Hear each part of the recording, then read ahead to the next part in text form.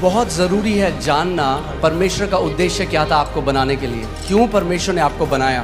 क्योंकि अगर आप इस बात को नहीं जानेंगे आप वैसा फंक्शन नहीं कर पाएंगे जैसे परमेश्वर चाहता है कि आप फंक्शन करें। उत्पत्ति 1:26 पढ़ेंगे, इसमें लिखा है, फिर परमेश्वर ने कहा हम मनुष्य को अपने स्वरूप के अनुसार अपनी समानता में बनाएं और वे समुद्र की मछलियों और आकाश के पक्षियों और घरेलू पशुओं और सारी पृथ्वी पर और सब रेंगने वाले जंतुओं पर जो पृथ्वी पर रेंगते हैं क्या करें? जोर से बोलिए, क्या करें? अधिकार करें। आमीन। जब परमेश्वर ने मनुष्य को बनाया सबसे पहले, तो अब परमेश्वर अपनी इंटेंशन को या अपने उद्देश्य को बोल रहा है कि मैं क्यों मनुष्य को बना रहा हूं। वो कह रहा है, और यहां पे जो परमेश्वर है वो प्लूरल है, यहां पे हम देखते हैं वो त्रिएक परमेश्वर, पिता, पुत्र और पवित्र आत्मा। यहां पर वो कह रहे हैं कि हम मनुष्य को, आओ हम, लेट अस, इंग्लिश बाइबल कहती है अस, यानी एक नहीं, अस, हम। यहां बाइबल में मैं नहीं लिखा, क्या लिखा है? हम। परमेश्वर कह रहा है हम, यानी पिता, पुत्र, पवित्र आत्मा कह रहे हैं कि हम मनुष्य को क्या करेंगे? अपने स्वरूप में और अपनी समानता में बनाएंगे। सो यू विल सी, आप देखेंगे कि ये पहली जगह है जहां पे परमेश्वर अपना उद्देश्य बता रहा है मानव जाति के लिए। और जब आप इसको समझेंगे तो आप जानेंगे कि क्यों परमेश्वर ने आपको रचा है और आपका उद्देश्य इस पृथ्वी में क्या है। आमीन। वो कह रहा है मैं उनको अपनी समानता में बनाऊंगा, अपने अनुसार, अपने स्वरूप में बनाऊंगा, और फिर वो क्या करेंगे? बोलिए, अधिकार रखेंगे। मगर ये अधिकार नॉर्मल अधिकार नहीं है, ये अधिकार इंग्लिश का वर्ड डोमिनियन है, जिसका मतलब है शासन अधिकार, या जिसको बोलते हैं प्रभुत्व। कि वो क्या करेंगे पृथ्वी पे? बोलिए, प्रभुता करेंगे, प्रभुता करेंगे। सो परमेश्वर का इंटेंशन मनुष्य को बनाने का ये था कि मनुष्य जो है वो प्रभुता करेगा। आमीन। सो इस बात को समझिए, परमेश्वर ने आपको जब बनाया, आपके डीएनए में उसने शासन अधिकार डाला है। मैंने आपको पहले ही बताया था, आप एक चम्मच से भी एक कील को कसने की कोशिश कर सकते हैं, मगर चम्मच उसके लिए नहीं बनी थी। आप किसके लिए बनाए गए? प्रभुता करने के लिए। बोलिए, प्रभुता करने के लिए। शैतान नहीं चाहता आप इस बात को जाने, क्योंकि सब रेंगने वालों के ऊपर भी प्रभु ने कहा तुम प्रभुता करोगे। और अदन की वाटिका में क्या आया था? रेंगने वाला आया था, मगर उन्होंने प्रभुता नहीं करी उसके ऊपर। इंग्लिश बाइबल कहती है everything that creepeth upon the face of the earth, जो रेंगने वाला है। आमीन। सो परमेश्वर ने जब हमको बनाया, मैंने आपको पहले भी बताया था कि परमेश्वर, जेनेसिस में लिखा है, आदि में उसने आकाश और पृथ्वी की रचना करी। आकाश या हेवेंस जो बाइबल में कहती है, वो बात करता है अनसीन रेल्म की, अनदेखी। परमेश्वर का जो राज्य है आप इन आंखों से नहीं देख सकते, मगर वो इस जो आप आंखों से देख रहे हैं उससे भी ज्यादा वो रियल है। आमीन। उससे ज्यादा वो रियल है। आप आंखों से उसको नहीं देख सकते, बट वो रियल है। और परमेश्वर ने पृथ्वी की रचना करी। और परमेश्वर ने जब मनुष्य को बनाया तो क्या किया? सबसे पहले जब उसने मनुष्य को बनाया, बाकी सब चीज़ों को जो उसने बनाया अपने मुंह के वचन के द्वारा बनाया, मगर जब उसने मनुष्य को बनाया तो उसने उसको कैसे बनाया? अपने हाथों से उसने मिट्टी ली और एक मिट्टी से उसने हमारे शरीर को बनाया और अपनी आत्मा को मनुष्य के अंदर डाल दिया, जिसको हम इंग्लिश का शब्द ह्यूमन है, जो दो शब्द से मिलकर आता है, ह्यूमस यानी मिट्टी, और मैन जो हिब्रू भाषा में इश जिसका मतलब है आत्मा। तो परमेश्वर ने ये किया कि परमेश्वर ने कहा कि जो मनुष्य मैं बना रहा हूं, जो मिट्टी के अंदर मैं अपनी आत्मा को डाल रहा हूं, उनको मैं अधिकार दे रहा हूं इस पृथ्वी के ऊपर। किसी आत्मा को अधिकार नहीं है पृथ्वी के ऊपर। आप समझ रहे हैं मेरी बात? किसी भी आत्मा को, और परमेश्वर भी स्वयं आत्मा है। सो जब परमेश्वर ने पृथ्वी मनुष्यों को दी तो वो उस चीज से बाहर आ गया। उसने कहा तुम अधिकार रखो, उसने नहीं कहा हम अधिकार रखेंगे, उसने कहा तुम अधिकार रखो। आज लोग बोलते हैं अजी परमेश्वर तो सब चीज़ जी उसकी मर्जी के बिना तो पत्ता भी नहीं हिलता, सब चीज़ तो परमेश्वर कंट्रोल कर रहा है। मैं आपसे एक सवाल करता हूँ, क्या परमेश्वर आपको कंट्रोल कर रहा है? आप कंट्रोल हुए आज तक परमेश्वर से? और अगर हम परमेश्वर के कंट्रोल में नहीं है तो कैसे हम कह रहे हैं बाकी सब कुछ वो कंट्रोल कर रहा है? जैसे वो आपको कंट्रोल नहीं कर रहा वैसे वो किसी को भी कंट्रोल नहीं कर रहा। अगर परमेश्वर कंट्रोल करना चाहता तो मनुष्य को शासन अधिकार देता ही नहीं। उसने शासन अधिकार इसीलिए दिया, उसने बोला तुम कंट्रोल करो पृथ्वी को, मैं तुम्हें अधिकार दे रहा हूं। आमीन। कहेंगे ये जानना क्यों जरूरी है? ये जानना बहुत जरूरी है। अगर ये आप नहीं जानेंगे, यद्यपि आप पुत्र हैं, एक दास की तरह जीवन को जिएंगे। जो मसीह यीशु ने हमारे लिए मिराज छोड़ी है, जो इतनी महान है, इतनी ग्रेट है, आप कभी उस तक पहुंच नहीं पाएंगे। आमीन। इसीलिए हमें जानना है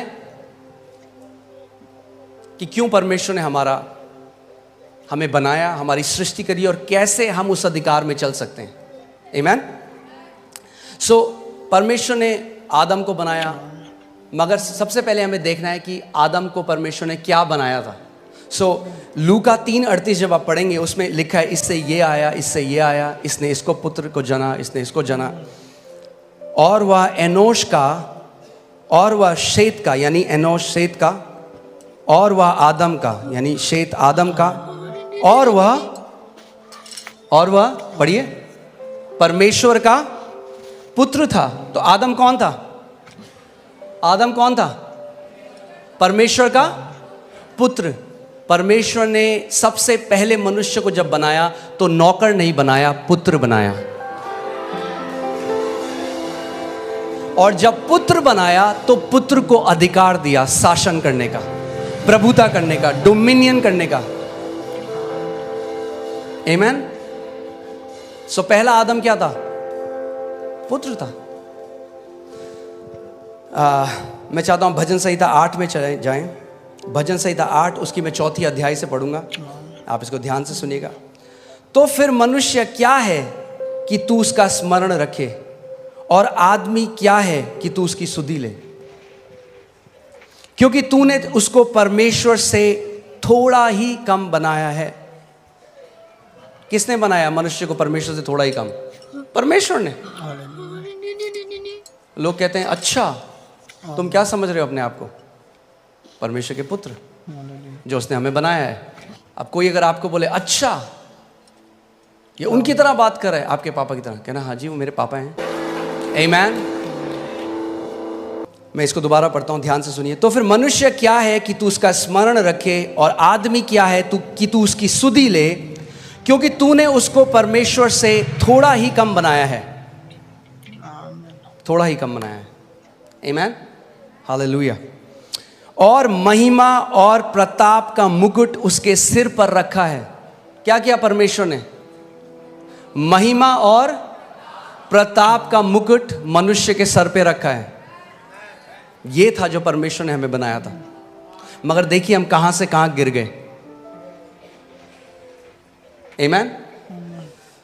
कई लोग कहते हैं हम बंदर से आए हैं। अब उनका मुझे नहीं पता, हम तो परमेश्वर से आए हैं। हम जू से नहीं, हम स्वर्ग से आए हैं। आमीन। हालेलुया। अब देखिए उसके बाद परमेश्वर ने क्या किया? तूने उसे अपने हाथों के कार्यों पर क्या दी है? क्या दी है?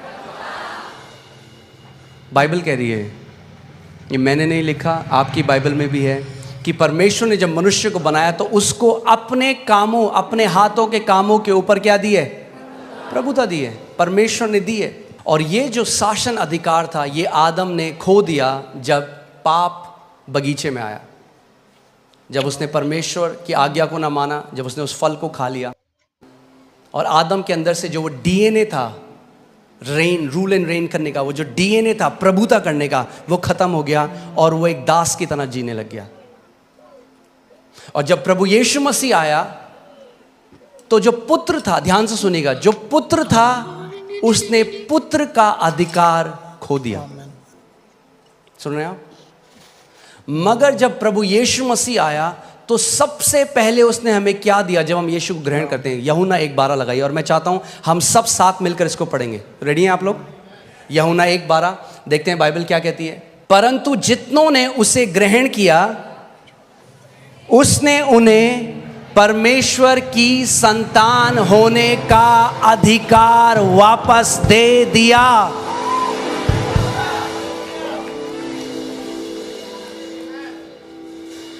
क्या दिया उसने आपको? अगर आपने यीशु को ग्रहण किया तो उसने आपको क्या किया? पुत्र का अधिकार दिया, यानी पुत्रों के लिए अधिकार है यीशु मसीह के नाम में। अगर आप पुत्र हैं तो आपके लिए अधिकार है, और अगर आपके लिए अधिकार है तो परमेश्वर चाहता है कि आप एक अधिकारी की तरह इस दुनिया में जिए। देखो मैंने तुम्हें सांपों को और बिच्छुओं को रौंदने का, हालेलुया, परमेश्वर ने पूरे चर्च को, अपनी देह को, जो परमेश्वर की संतान है, उनको सांपों और बिच्छुओं को रौंदने का अधिकार दे दिया। मगर अगर आपने उस अधिकार को लिया नहीं तो जिंदगी भर दुष्ट आत्माएं आपको फुटबॉल बना के रखेंगे। तो वेट मत करिए डोमिनियन में बढ़ने का कि जब तक आपको कोई ऐसी न्यूज़ ना आ जाए कि भाई कोई बहुत भयंकर बीमारी हो गई है। अगर हम जुखाम में प्रभुता नहीं कर पाए, छोटे से सरदर्द में प्रभुता नहीं कर पाए, तो बड़े में भी नहीं कर पाएंगे। छोटे से शुरू करना शुरू करिए। छोटा सा पेट में दर्द होता है, जब भी कोई बीमारी आती है ना, उससे पहले बोलते हैं प्रिलिमिनरी, क्या बोलते हैं, ऐसे कुछ बोलते हैं, सिम्टम या लक्षण आते हैं। पहले आपको पता लग जाता है कि बुखार आने वाला है, आप कहेंगे मुझे थोड़ा हरारत हो रही है। वो हरारत है टाइम अधिकार लेने का। वेट मत करो जब 104 हो जाए बुखार होता, बोलो ओ प्रभु तेरे कोड़े खाने से। आपने देखा है कभी आपकी, फिर से वही उदाहरण दे रहा हूँ, आपके कपड़ों में कोई दाग लग गया या कोई इंक लग गई, उसी टाइम बहते पानी के नीचे डालिए, एकदम निकल जाएगा। उसको छोड़ दीजिए 2 हफ्ते, अब आप रगड़ें, अब बोले यीशु के नाम में, यीशु के नाम में। अगर जैसे ही लक्षण लगे खड़े हो जाओ, बोलो in the name of Jesus, शैतान मैं तुझे अनुमति नहीं देता मेरे शरीर को छूने की। You will not touch my body in Jesus name, out of my body. Amen.